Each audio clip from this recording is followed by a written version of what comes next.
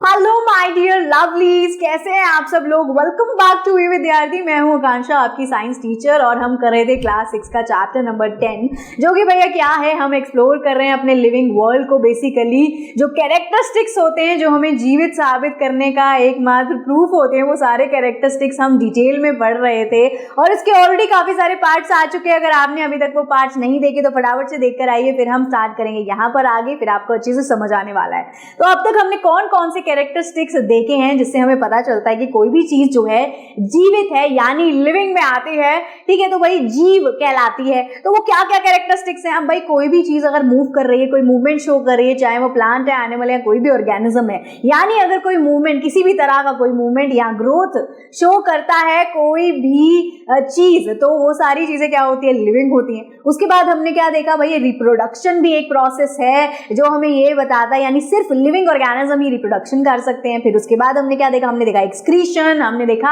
और साथ ही में रिस्पॉन्ड टू स्टिमुलाई बड़ा इंपॉर्टेंट होता है भाई, चाहे प्लांट्स हो, एनिमल हो, कोई भी ऑर्गेनिज्म हो, रिस्पॉन्ड टू स्टिमुलाई भी सारे ही जीव करते ही हैं। तो इसी के साथ हमने एक्सक्रीशन भी देखा, रेस्पिरेशन देखा, ये सारे प्रोसेस हम देख के आ चुके हैं। सारे कैरेक्टरिस्टिक्स हैं जिससे हमें पता चलता है कि कोई भी चीज क्या है, जीवित है। अब हमने पिछली वाली वीडियो में जो है काफी सारी चीजें, किस चीज के बारे में, प्लांट की हमने थोड़ी सी डिटेल देखी थी भाई, कौन कौन सी एसेंशियल चीजें, यानी कौन कौन सी ऐसी जरूरतें हैं प्लांट्स की जो उनको चाहिए ही चाहिए जिंदा रहने के लिए, यानी उनकी नेसेसिटीज क्या हैं, क्या उनके लिए बहुत ज्यादा जरूरी है जिससे कि वो अच्छे से अपना जीवन जी पाए। तो वो था वाटर, एयर और सनलाइट। इसके बिना प्लांट हेल्दीली ग्रो नहीं कर पा रहे थे। इस पे हमने पूरी एक्टिविटी करके इस चीज को प्रूफ भी कर लिया था। अब चलिए आइए देखते हैं आगे, थोड़ा सा और एक्सप्लोर करते हैं। तो भाई जब हम माइंडफुल ईटिंग वाला चैप्टर पढ़ रहे थे, अब path to a healthy body, कि भैया वो वाला रास्ता जिससे एक हेल्दी बॉडी बनाई जाए, तो हमने वहां पर बहुत सारी चीजें जो है ह्यूमन बींग्स के बारे में, इंसानों के बारे में जो है सीखी देखी थी, जिससे हमें ये पता चला था कि हमें एक हेल्दी बॉडी के लिए, एक प्रॉपर ग्रोथ के लिए क्या चाहिए होती है, एक बढ़िया सी बैलेंस डाइट चाहिए होती है। बैलेंस डाइट क्या होता है, जिसके अंदर भरपूर मात्रा में, यहाँ हम बोल सकते हैं जितना हमें जरूरी है उतना न्यूट्रिएंट्स होते हैं। न्यूट्रिएंट्स में क्या क्या आ गए भाई, आपके आ गए एसेंशियल न्यूट्रिएंट में विटामिन आ गए, मिनरल आ गए, कितना हमें प्रोटीन खाना है, कितना कार्बोहाइड्रेट खाना है, कितना फैट खाना है, ये सारी चीजें जो है हमने देखी थी। तो और काफी डिटेल में हम ये ऑलरेडी सीख के पढ़ के आ चुके हैं, जिसमें हमने देखो फॉर एन एग्जांपल यहाँ छोटी छोटी सी चीजें आपको दी हुई कि भैया खाना जब भी हम खा रहे हैं तो उसका टेस्ट हमें फील करना चाहिए, जल्दी जल्दी खाना नहीं खाना चाहिए। जब भी हम खाना बना या खा रहे हैं तो मूड हमारा अच्छा होना चाहिए, पानी हमें ज्यादा पीना चाहिए, ठीक है। साथ ही साथ हमें सॉफ्ट रिलैक्स म्यूजिक सुनने चाहिए, टेबल पे बैठ के ही खाना खाना चाहिए, और अपना फेवरेट फूड सबसे लास्ट में बचा कर रखना है ताकि वो स्वाद आगे लंबे समय तक बना रहे मुंह में, है ना। तो वही फेवरेट फूड लास्ट के लिए बचाना चाहिए, लास्ट में खाना चाहिए। मल्टीटास्किंग नहीं होना चाहिए, खाना खाते समय टीवी भी देखना, ये वो बहुत सारी चीजें कर रहे हैं, यहाँ वहाँ ध्यान है, ऐसा आपको नहीं करना है। अपनी बॉडी को रिस्पेक्ट करना है और अपनी हेल्थ का भी ध्यान रखना है। तो इसी तरह प्लांट्स को भी जरूरत होती है फेवरेबल कंडीशन की। फेवरेबल कंडीशन मतलब क्या हो गया कि भैया उनके लिए जो जरूरी है उस तरीके की कंडीशन उनको चाहिए, उनको इंपॉर्टेंट न्यूट्रिशन चाहिए, जो उनके न्यूट्रिएंट्स उनके ग्रोथ और डेवलपमेंट के लिए बहुत ज्यादा जरूरी है, वो उनको चाहिए ही चाहिए होते हैं। तो भाई अगर आपको भी कुछ ऐसा ही चाहिए जिससे कि आप बढ़िया एकदम नंबर 1 मार्क्स जो है लेकर आओ अच्छे से, तो हेल्प यहाँ पर करने के लिए है ना ई विद्यार्थी का प्लेटफॉर्म, फ्री डाउनलोड हम आपको प्रोवाइड कर रहे हैं। तो भाई MCQ, question answer, sample paper और वीडियो तो आप देख ही रहे हैं। इसी तरह से सही सभी चीजें आपको मिल जाने वाली हैं यहाँ इसी प्लेटफॉर्म पे। इसी के साथ आगे देखते हैं। तो भाई what other condition do you think would affect seed germination, और कौन कौन सी ऐसी कंडीशन होती है जो आपको लगता है कि जो सीड होता है, छोटा सा सीड होता है, जब वो ग्रो करने लग जाता है धीरे धीरे, यानी जब हम उसको उगाने लग गए हैं, तो कौन कौन सी कंडीशन है जो उसको अफेक्ट करेंगी, ठीक है, आपको क्या लगता है। अब how would you now categorise a seed, अब सीड को आप किस कैटेगरी में डालोगे, क्या वो अभी जीवित है या वो जीवित नहीं है, वो लिविंग है या नॉन लिविंग है। तो चलिए आइए इसको भी देखते हैं। इसको भी ध्यान में रखते हुए हम कुछ थोड़ी बहुत क्या करने वाले, हम एक्सपेरिमेंट करने वाले, फिर से हम एक्टिविटी करेंगे बिल्कुल। सो ग्रोथ एंड मूवमेंट की बात करते हैं सबसे पहले प्लांट्स में। How do plant respond to sunlight, अब प्लांट कैसे रिस्पॉन्ड करते हैं सनलाइट। अगर आपने गौर फरमाया हो, कभी देखा हो, महसूस किया हो, ठीक है, ध्यान दिया हो, तो आपने देखा होगा काफी सारे ऐसे प्लांट्स होते हैं, फ्लावरिंग प्लांट्स होते हैं, जिनका जो फेस होता है वो जिधर सनलाइट होती है दिन के टाइम उसी तरफ उनका फेस होता है ना, मतलब उसी तरफ वो घूमे हुए होते, थोड़े से बेंड होते हैं। तो ऐसे तरह तरह के प्लांट्स होते, कई सारे ऐसे नहीं भी होते, कुछ ऐसे होते भी। तो भैया ये कह रहे हैं कि प्लांट जो है रिस्पॉन्ड, बेसिकली वो रिस्पॉन्ड कर रहे हैं ना सनलाइट की तरफ, इससे पता चल रहा है ना हमको। तो क्या वो कैसे करते हैं, मैंने एक एग्जाम्पल दे दिया है अभी आपको, अभी हम डिटेल में और पढ़ने वाले। Does sunlight affect the direction of growth of different part of plant? क्या सनलाइट अफेक्ट करती है किस चीज को? Growth of different part of plant की डायरेक्शन को क्या वो अफेक्ट करती है? यानी कि जो शूट वाला, मैंने क्या बोला कि जो उसका ऊपर का हिस्सा होता है, जो काफी सारे प्लांट्स का, फ्लावर्स का, वो किस डायरेक्शन में होता है? जिस तरफ, इस तरफ अगर सनलाइट है तो यहाँ, अगर सूरज अभी यहाँ है तो थोड़ा इधर बेंड होंगी, ठीक है। तो यानी कि क्या, अब ये तो पता चल गया ना, तो बिल्कुल सनलाइट जो है अफेक्ट कर रही है उनकी डायरेक्शन को, है ना। तो जो शूट वाला पार्ट है, ऊपर वाला पार्ट, मोस्टली प्लांट का शूट पार्ट, वो ऊपर की तरफ होता है और सन की तरफ जो है डायरेक्शन उसकी थोड़ी चेंज, सन की वजह से उसकी डायरेक्शन चेंज होती है डेफिनेटली। और जो रूट्स होते हैं वो हमने आमतौर पे क्या देखे, सॉइल के नीचे ही पाए जाते हैं। अब in which direction would the root and shoot of a plant grow and move if the plant is placed inverted? अच्छा, अगर अब आपने प्लांट जो है पूरा उल्टा करके रख दिया, ठीक है, यानी उल्टा आप उसको उगा रहे हो, ग्रो कर रहे हो, बेसिकली उसकी शूट आपने जो है नीचे की तरफ, मुंह जो है उसका की शूट अभी सीड है मान लो, ठीक है। तो सीड को जब मैंने जो है उल्टा अगर रख दिया है सॉइल के अंदर की शूट उसकी नीचे की तरफ आ जाए, रूट उसका ऊपर, तो क्या ऐसा ही हो जाएगा? क्या वो उल्टा ही ग्रो करेगा? तो भैया आइए देखते हैं कि ऐसा होता है वाकई में या फिर ऐसा नहीं हो पाता, हो सकता है ना हो पाए। इसके लिए हमें एक्टिविटी परफॉर्म करनी है। तो आपको कुछ लेने, क्या बीन या ग्राम के सीड्स आपको ले लेने, इजीली अवेलेबल होते हैं, इसलिए ग्राम और बीन यहाँ पर बोला हुआ है। अलाउ देम टू जर्मिनेट, उन्हें आपने क्या करना है, आपने उनको समय देना है थोड़ा सा कि वो जर्मिनेट हो पाए, थोड़ा सा ग्रो कर पाए। सीड आपने रख देना है कहाँ पर, एक गीले से कपड़े में, मॉइस्ट कपड़े में या गीले टिश्यू पेपर में आपको रखना है इस तरीके से। ये देखो, अगर आपको नजर आ रहा है ये नॉर्मल सीड दिख रहा होगा, ये सीड है, ठीक है। अब क्या होगा, थोड़े कुछ ही टाइम बाद आपको तब तक वेट करना है, जब तक कि इसमें से ये देखो इस तरीके से कुछ निकल गया है ना बाहर, ये इसकी छोटी छोटी सी शूट और रूट बाहर निकल गई है, बिल्कुल छोटी छोटी सी। तो यानी वो सीडलिंग बन गया है, अब उपजाऊ हो गया है। नाउ टेक 3 ग्लास बीकर और टम्बलर। अब आपको 3 कांच के बीकर या टम्बलर लेने हैं, उनको लेबल करना है ABC। टेक 3 ग्लास प्लेट्स, 3 ही कांच की प्लेट आपको लेनी है। अटैच करना है उसमें मोटा सा, प्लेट में मोटा सा ब्लॉटिंग पेपर एक साइड प्लेट के, यूजिंग, और उसको बांध देना है एक पतले से कॉटन के धागे से, ठीक है। तो आप चिपकाओगे कैसे प्लेट पे, वो जो ऐसे सीधी, आपको स्क्वायर शेप की प्लेट मान लो ले लेनी है, जैसे एक कांच की प्लेट आपने ले ली, इसके ऊपर आपने ब्लॉटिंग पेपर लगा दिया। अब इसको चिपकाओगे कैसे, फेविकॉल से? नहीं, ऐसा नहीं करना, आपको धागे से, कॉटन के धागे से इसको जो है बांध देना है।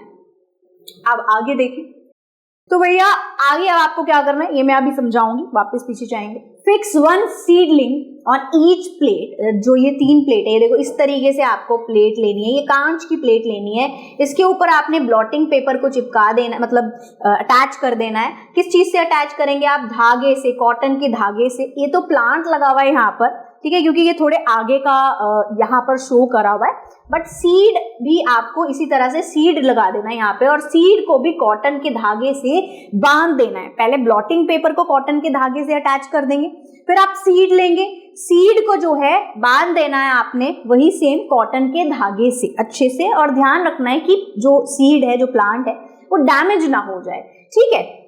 सो भाई now place 1 glass plate upright with the seedling attach into each of beaker, ठीक है। तो आपको इस तरीके से सीधी ऐसे स्ट्रेट करके, ये देखो बीकर है, ये देखो सीधी सीधी सी खड़ी कर देनी है ये ग्लास प्लेट, ठीक है, सीधी अप स्ट्रेट रखनी है आपको, ठीक है, अपराइट रखनी है बेसिकली।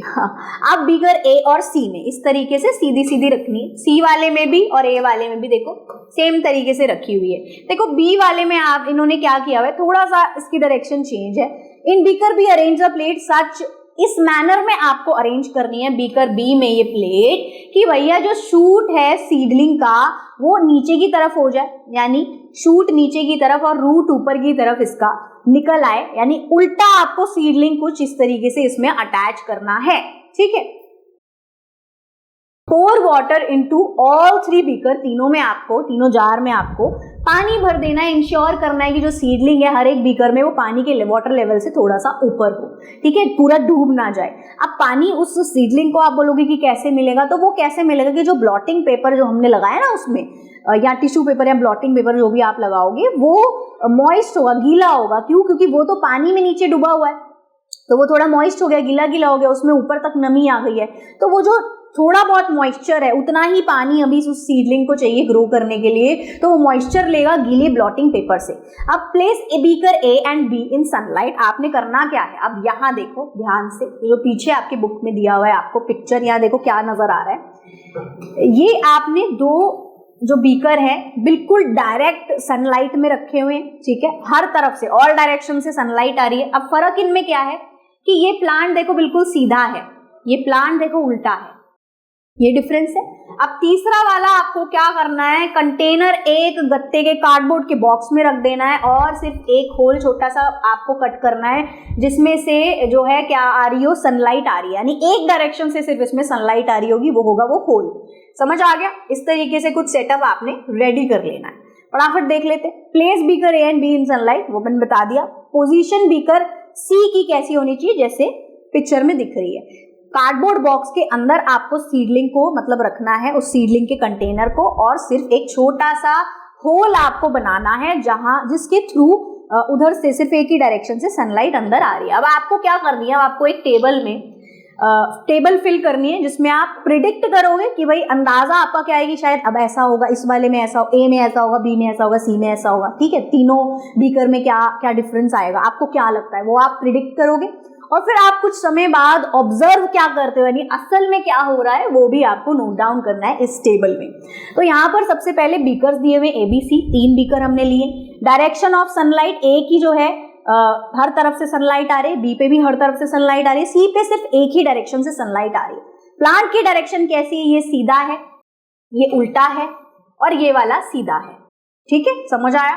अब यहाँ पर क्या है, direction of growth of root and shoot. Root और शूट की जो डायरेक्शन है जहां से भी वो ग्रो कर रहे हैं वो किधर, मतलब वो अब हमें तो यही जानना है ना कि अगर हमने जो उल्टा रखा है क्या उसका शूट नीचे ग्रो करेगा या ऊपर ही करेगा, ये हमें बताना है, ये हमें जानना है। चलो आओ लिखते हैं, फिल करते हैं, इसको प्रिडिक्ट करते हैं, ऑब्जर्वेशन भी लिखते हैं इसमें।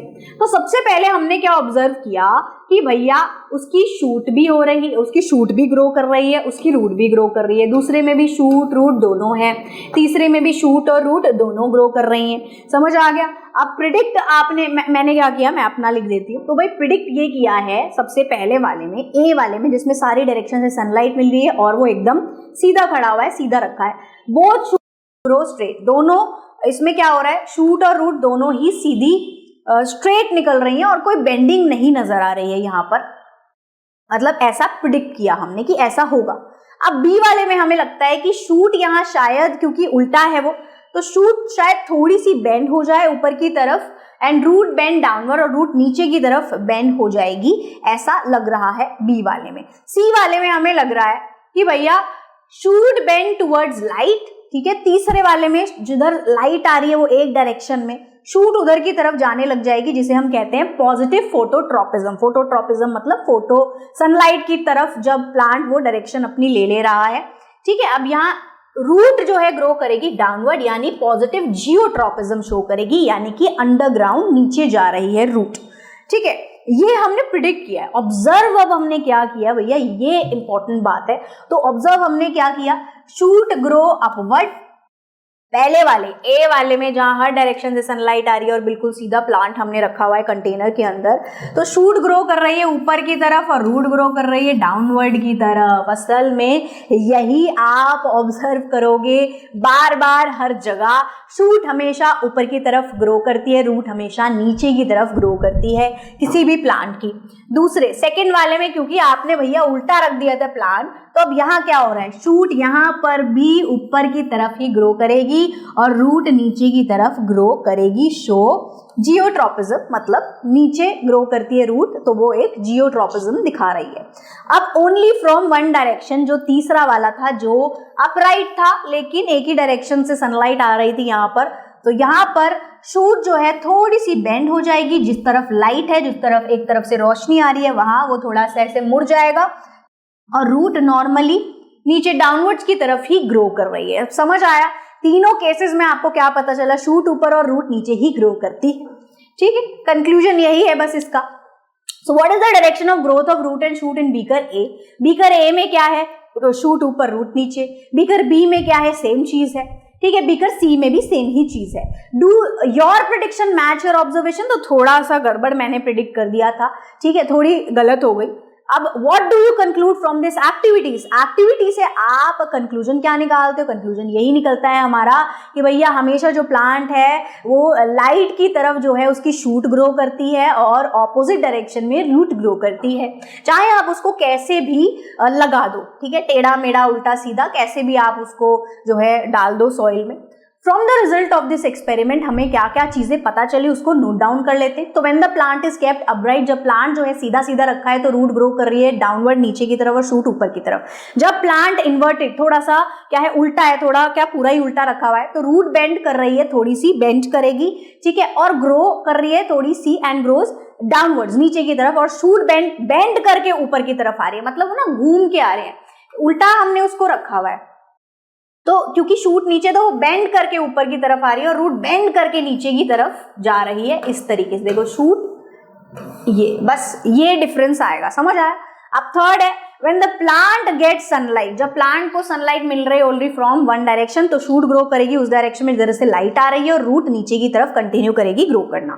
ठीक है, अब after conducting activity 10.3 we can conclude, हम ये पता लगा सकते हैं, कंक्लूजन निकाल सकते हैं, हमें क्या पता चल गया कि जो शूट है प्लांट की वो ऊपर की तरफ ही ग्रो करेगी और एग्जिबिट मूवमेंट टुवर्ड, और किस तरफ मूव करेगी, जिस तरफ सनलाइट लाइट उसको मिलेगी। ठीक है, बट रूट जो है वो हमेशा डाउनवर्ड नीचे की तरफ ग्रो कर रहा है, ये हमें इससे पता चल गया। समझ आया अब अच्छे से? अब क्लियर हो गई ये चीज। चलिए आइए अब यहाँ पर एक साइंटिस्ट है, कौन, जगदीश चंद्र बोस, इनके बारे में पढ़ लेते हैं। 1858 से 1937 तक ये रहे। ये एक इंडियन साइंटिस्ट है जिन्होंने क्या किया, कुछ फैसिनेटिंग एक्सपेरिमेंट, इन्होंने बड़ा ही दिलचस्प मजेदार एक्सपेरिमेंट किया था प्लांट्स के साथ। ही बिल्ट अ मशीन, इन्होंने एक मशीन बनाई थी जिसको कहा गया क्या, क्रेस्कोग्राफ। ठीक है, क्रेस्कोग्राफ क्या करती थी, रिकॉर्ड करती थी कि प्लांट्स कैसे रिस्पॉन्ड कर रहे हैं टू स्टिमुलाई, चीजों के टुवर्ड्स, जैसे कि सनलाइट, हीट, इलेक्ट्रिसिटी, ग्रेविटी, ऐसी चीजों के टुवर्ड्स प्लांट्स कैसे रिस्पॉन्ड कर रहे हैं, वो मशीन ये पता लगाती थी, बताती थी। विद दिस मशीन, इस मशीन के साथ इन्होंने क्या किया, मेजर किया ये भी कि कितनी जल्दी प्लांट ग्रो कर रहे हैं। He also showed that plant can sense and respond to stimuli. इन्होंने ये भी शो किया इस एक्सपेरिमेंट में कि प्लांट जो है वो क्या कर सकते हैं, वो भैया फील कर सकते हैं, सेंस कर सकते हैं चीजों को और उस हिसाब से रिस्पॉन्ड भी करते हैं स्टिमुलाई के टुवर्ड्स। तो इन्होंने ही ये चीज प्रूव करी थी। इसी के साथ इस वीडियो में अभी के लिए सिर्फ यहीं तक था। अगली वीडियो में करेंगे हम आगे का कुछ पार्ट, कुछ और मजेदार चीजें सीखने के लिए मिलेंगी। आई होप आपको ये वीडियो अच्छे से समझ आ गई हो, एक एक टॉपिक अच्छे से समझ आ गया होगा। Thank you so much for watching. अब आपने करना क्या है, like, subscribe and share. Bye bye cuties.